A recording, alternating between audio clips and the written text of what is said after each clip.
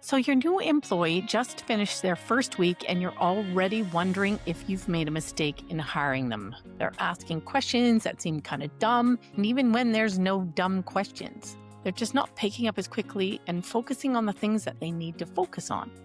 So, before you blame your new employee, you need to take a look at your onboarding, because most of the time when a new employee is struggling, it's less likely that you hired the wrong person and more likely that you onboarded badly.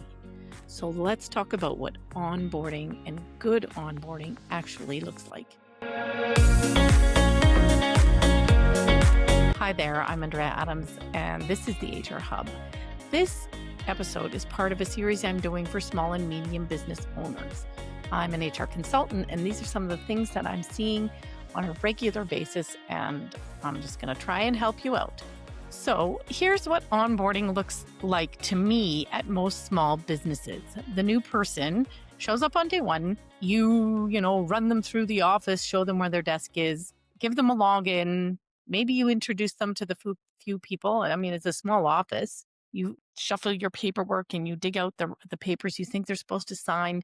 And then everybody goes back to work and the new employee is there left trying to figure things out. And that's kind of the problem. You can't just leave them to figure it out.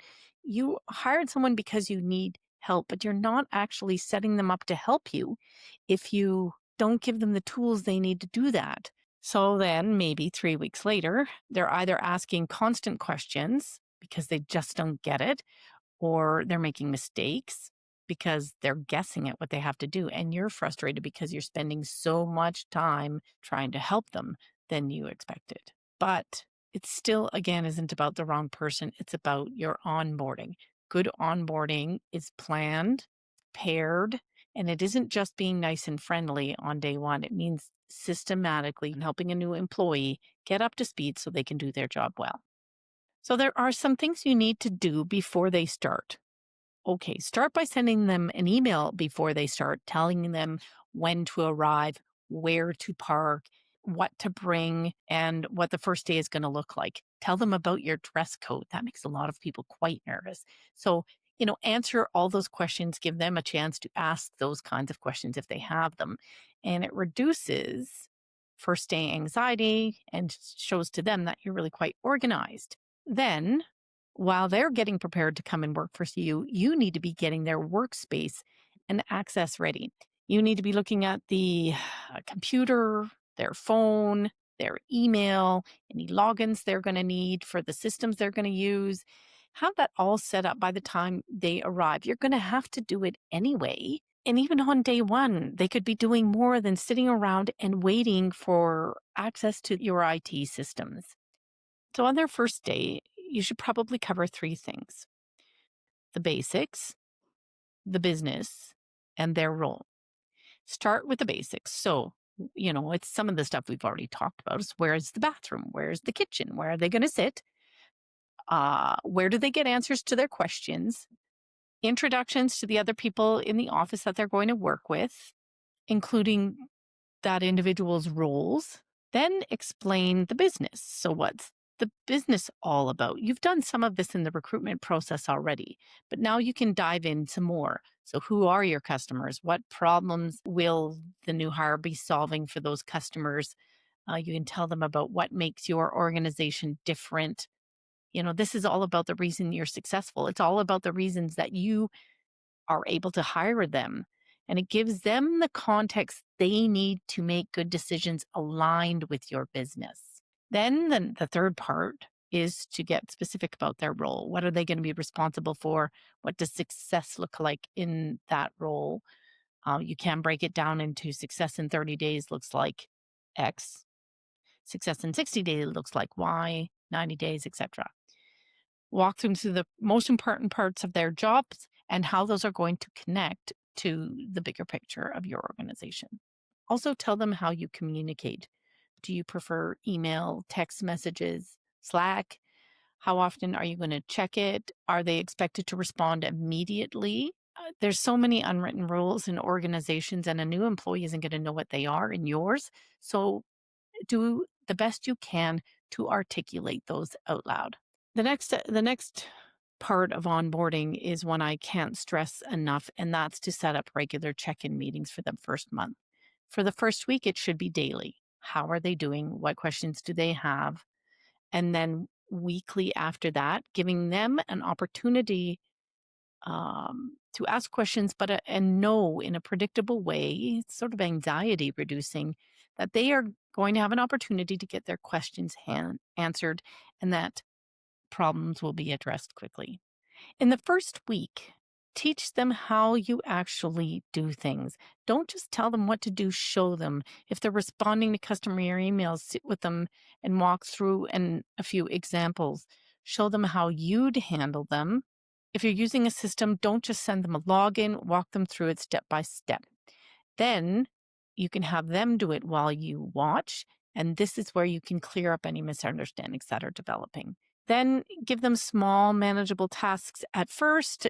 Don't overwhelm them so that they've got an opportunity to build confidence and competence gradually. And at the end of each day in week 1, check in with them. How's it going? What clicked? What has been confusing? Answer your questions or set up a time to answer them, because whatever is obvious to you is brand new to them. So we've talked about the first day, the first week. Now I want to talk about the first month. The first month is about building competence. And then by the end of 90 days, you want them to be quite independent. So give feedback a lot, both what they're doing well and what needs to improve. And don't wait until something's going truly wrong. If you see that something that's not quite right, make sure that they know about it in a helpful way. Also, you want to be giving positive feedback whenever you notice them doing something right, because I think it's fairly well researched that positive feedback goes a really long way to reinforcing the behaviors we want to see. In all of this, you're building trust that they can rely on you and that you can rely on them. And by the end of the 90 days, they should be quite functional in their role. They should understand most of their responsibilities, if not all, handling situations independently and understanding when they need to escalate. The key is to be consistent. You can make this quite easy on yourself by creating a checklist. Better yet, get AI to create a checklist for you. If you have key training, you can record it in a video and build an onboarding plan that you can use for the next person, not just that first individual. Good onboarding is just so important. I'm looking at some stats that 20% of employees leave within their first 45 days. About a third leave within the first 90 days and 40% within the first year. And turnover is super expensive, no matter who you talk to, but that will be the subject of a different episode. Just make sure you do onboarding right, so all that time you've invested is an investment and it isn't going to walk out the door. And once again, before we wrap this up, I want to mention that beyond these conversations and these episodes, I work directly with organizations in primarily Alberta and BC, but all across Canada, helping them with their HR challenges. So if you're dealing with something specific, you have a question, I'd be interested in chatting with you about that. Sometimes a fresh perspective is all you're going to need to get the wheels turning again. You can find me on my website, thehrhub.ca, or reach out to me on LinkedIn. And if you know another leader who might be struggling with something related to this video or another HR challenge, send them this conversation or pass on my name. And thanks for spending time with me today. Have a great week, and we'll see you again soon.